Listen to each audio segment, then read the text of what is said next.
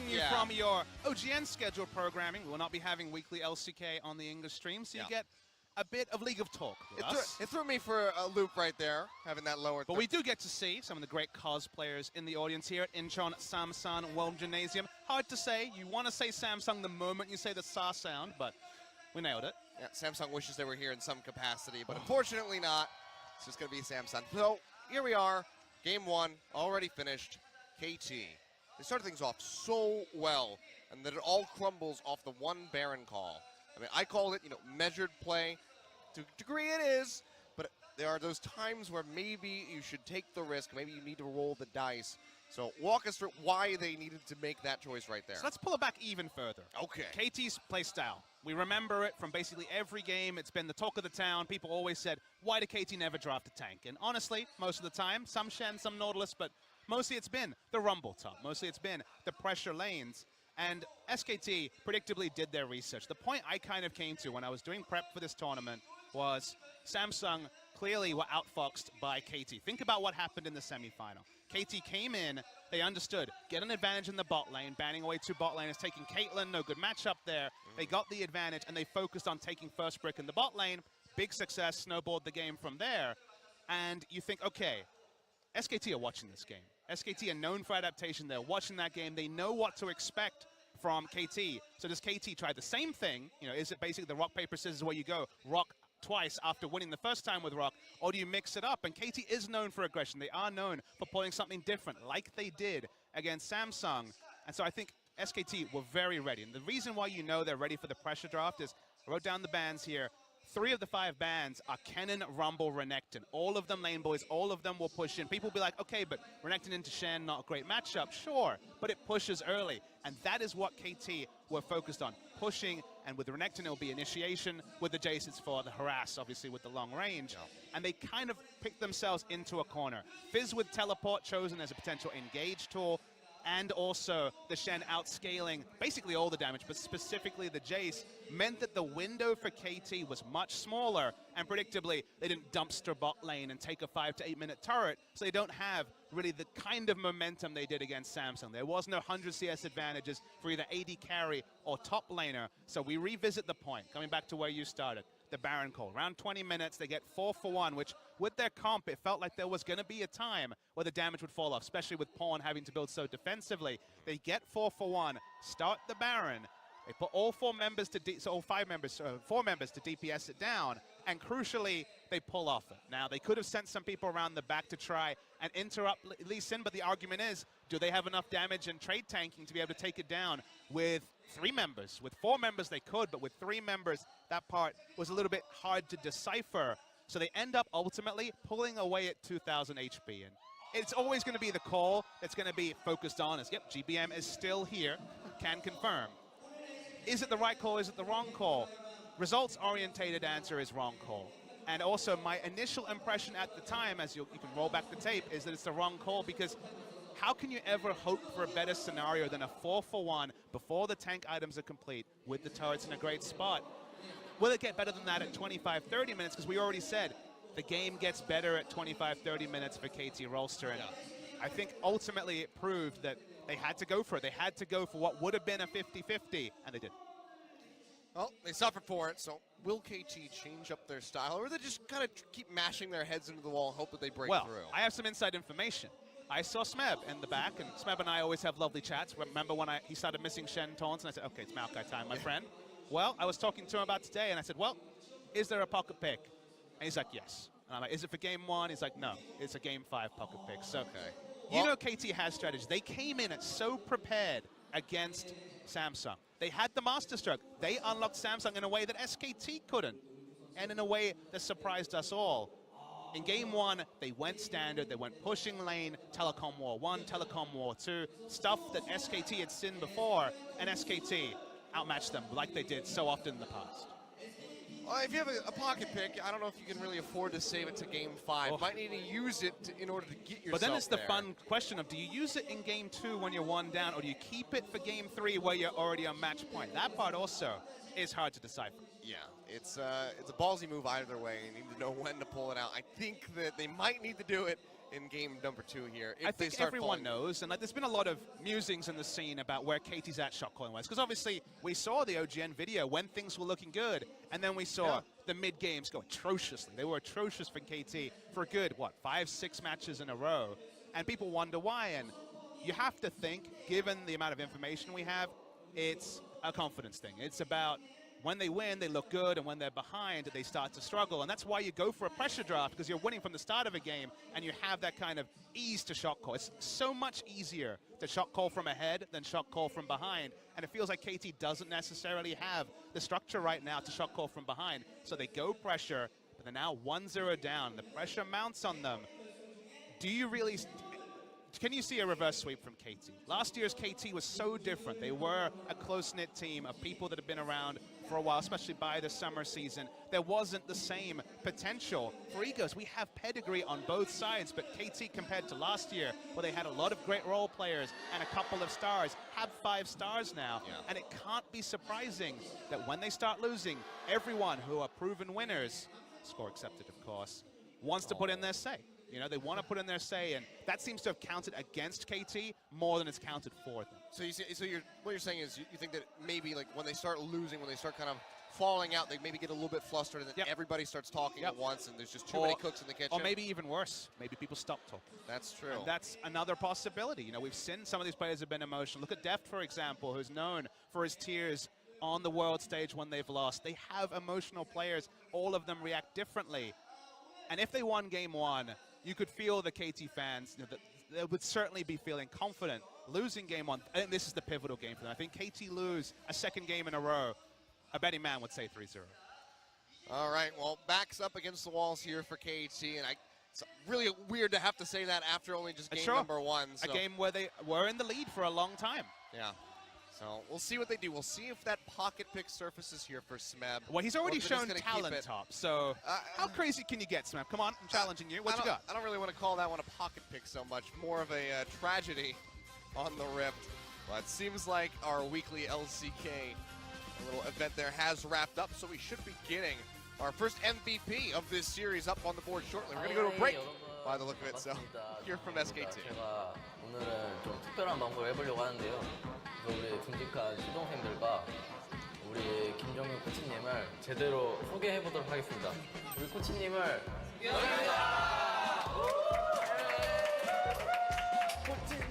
코치님!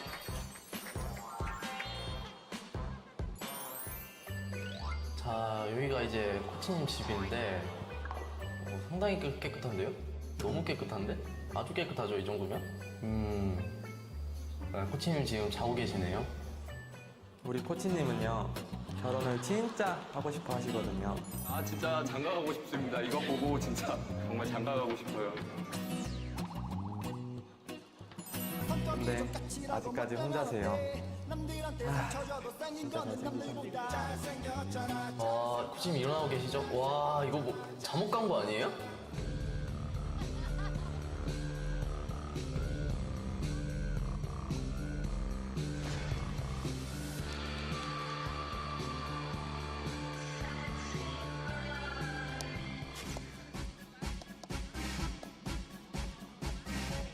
아, 저 소파요?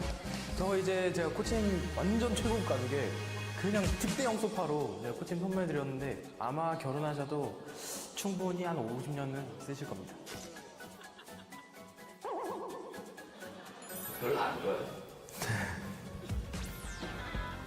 저희 코치님은 진짜 요리도 잘하시고 못하는 게 단 하나도 없습니다.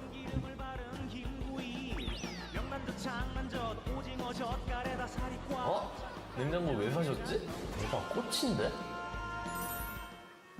아, 또 코치님이 혼자 사신 지 오래되셔서 집안일 또 장인이시거든요? 아, 저 많은 레고를 어떻게 다 만드셨지? 인내심도 완벽하죠? 네, 팀원들을 가족처럼 아끼는 자상함까지. 완벽하지 않습니까? 네. 에반데?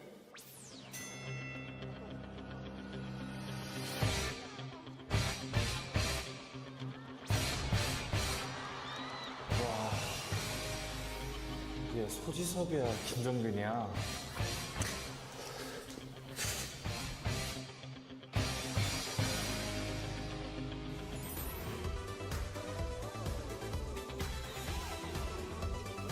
코치님이 연습실로 오고 계시는 것 같은데 5분도 안 걸리거든요. 조용히 방송해야겠어요. 원래 하는 거라. 상일 게임해? 아, 네네. 잘하고 있네. 네. 코치님은 세계 최고, 그러니까 세체미를 좋아하세요. 다 봤죠? 세계 최고 미녀분 꼭 연락 바랍니다.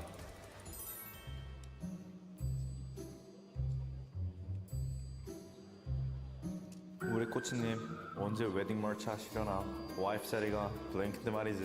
블랭크? 기가 막힌 여자분 한 번 있는데 소개시켜드릴까? 설마 그 여자 말하는 거야? 단발머리에. 청소하니까 하자고 다나한? 애교가 진짜 기가 막혀. 완전 신나. 왜 이렇게 피곤하냐? 아, 우리 코치님 진짜 사람 진짜 좋은데 우리 코치님이랑 결혼해 주실 분 진짜 어디 없나요? 요식이 어딨니? 예! 저 방송 끌게요. 네, 허리케인이 발동된 것 같죠? 네. 연기가 이제 진짜 연기가 시작했어요. 안 했으면 이게 먹었잖아. 얘들아, 나 진짜 장가 가고 싶어. 지금부터는 김정균 코치한테. 얘들아, 나 진짜 장가 가고 싶어. 결혼하고 싶다.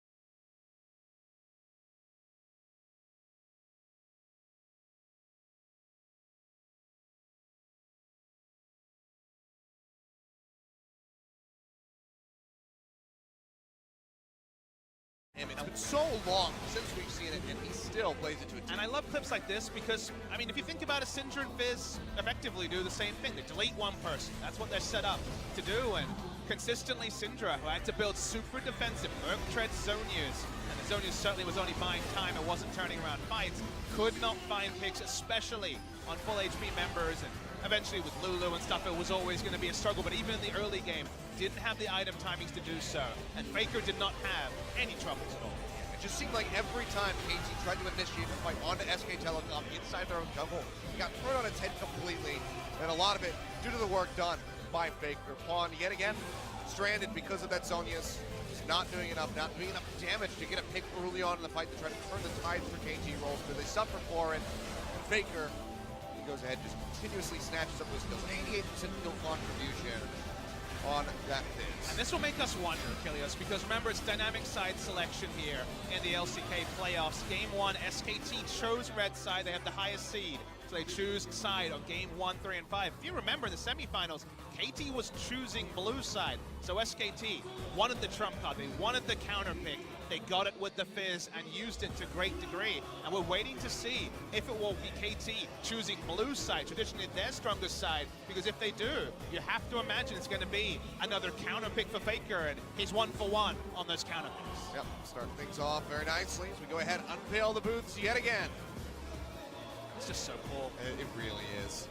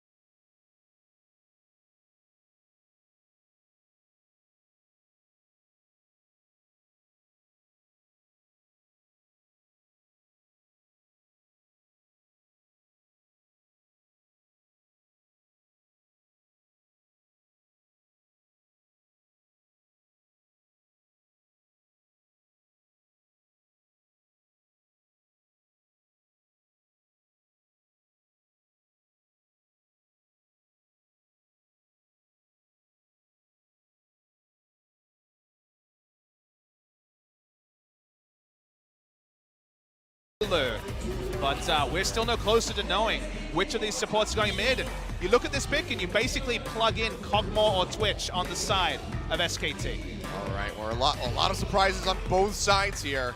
Malzahar locked in from Mata yet again, had some good engages, some good flash engages with that Nethergrass. Who's going against the